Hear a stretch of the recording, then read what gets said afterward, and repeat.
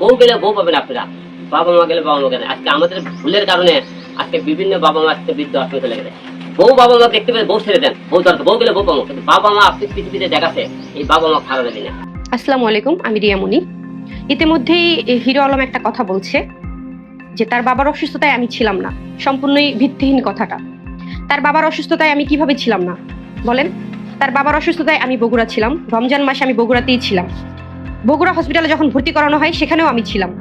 তারপর তাকে যখন ঢাকা আনা হয় তখন আমার ছোট ভাই ড্রাইভ করে বাবাকে ঢাকা নিয়ে আসা হয়, আবার দিয়ে আসা হয়, তারপর আবার নিয়ে এসে ভর্তি করানো হয়। তখন আমার ছোট ভাই ছিল। সে যে বলেছে যে আমার ফ্যামিলির কেউ ছিল না, এটা একদমই মিথ্যা কথা। আমার ফ্যামিলির লোক ছিল। তার বাবা অসুস্থতায় আমি নাচ গান করছি, এটা একদমই ভিত্তিহীন। সে যে ভিডিও স্ক্রিনশট দিয়েছে সেগুলো আগের, এখনকার না সেগুলো।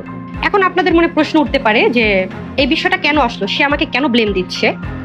সেটার কারণ তো অবশ্যই আছে। সে কারণটা আমি এখন বলতে চাচ্ছি না পাবলিকলি, কিন্তু বলবো যখন আমার মনে হবে যে বলতে হবে, তখন আমি সকল সাক্ষী প্রমাণ নিয়ে আমি বলবো।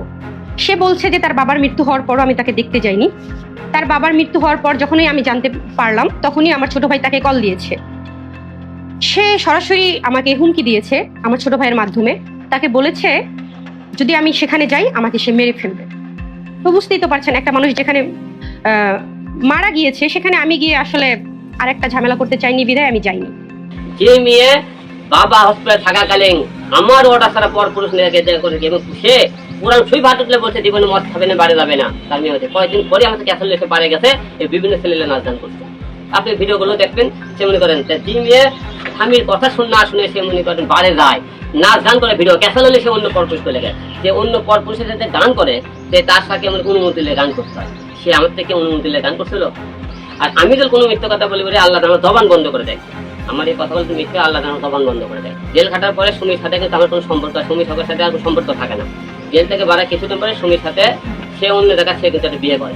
আপনার সবাই জানেন আমার প্রথম স্ত্রী আছে, কিন্তু আমার প্রথম স্ত্রী কিন্তু নাই। এবং আমার মা বাবা এবং আমার সন্তানরা অনেক চেষ্টা করতে থাকে বিরানো, সে কিন্তু আসেনি। যে অনেকে বলছে তুমি হয়তো প্রথম স্ত্রীর কাছে ফিরে যাও, কিন্তু আমার প্রথম স্ত্রী কিন্তু নাই। আপনারা সবাই হয়তো অনেকে জানেন না বিষয়ে, এই জন্য আজকে ক্লিয়ার করতেছে।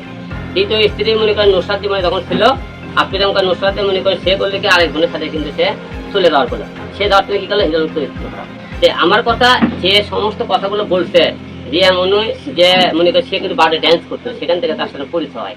সেখান থেকে তাকে নিয়ে আসে আমি 3টে সিনেমাকে নায়িকাকে নিয়ে আসে আমার ঘরে স্থান দিই। যখন যেহেতু আমার পরিবারে কেউ নেই, যখনই দেখলাম রিয়া মনি এবং ওকে একটা কথা বলবেন, উনি যে বলে যে আমি এই গানগুলো আগে গান, আপনারা এই তারিখগুলো আবার বলছে, তারিখগুলো ফেলে 14, 15, 16, 10, 12 এই তারিখগুলো ফেলে করেন যখন আমার বাবা আইসিতে ছিল। আইসিতে থাকাকালীন সে একজন আসে, সেই টাইমে সে ভিডিওগুলো করা। তার পেজে দেখবেন এবং পেজে আমি অন্য অন্য যে পেজের দেখালাম ভিডিও, সেই ভিডিও দেখবেন। কবে ভিডিও দেখবেন সেই ছেলে নাম্বার দেবো, যার সাথে ভিডিও করছে তার সাথে আপনি নাম্বারতে কথা বলতে দেবো, তাদের সাথে বলবেন তাদেরকে। এবং তারা যে প্রতিটা বারে যারা অশ্লীল নাচ গান করে সেই ভিডিওগুলো আমার কাছে কিছু আছে, মায়েমনির কিছু ভিডিও আছে এবং সালমনির ভিডিও আছে, সেই ভিডিওগুলো আপনারা দেবো। আমি বর্তমানে এই মুহূর্তে যে ব্যবস্থা আমি ঢাকায়, আমি হলে আমার বাবা মারা গেলে আমি হসপিটাল থেকে চলে আসি, আমি আপনাকে সাংবাদিক ভিডিওগুলো দেবো, তাকে অশ্লীল কাপড় দেবো।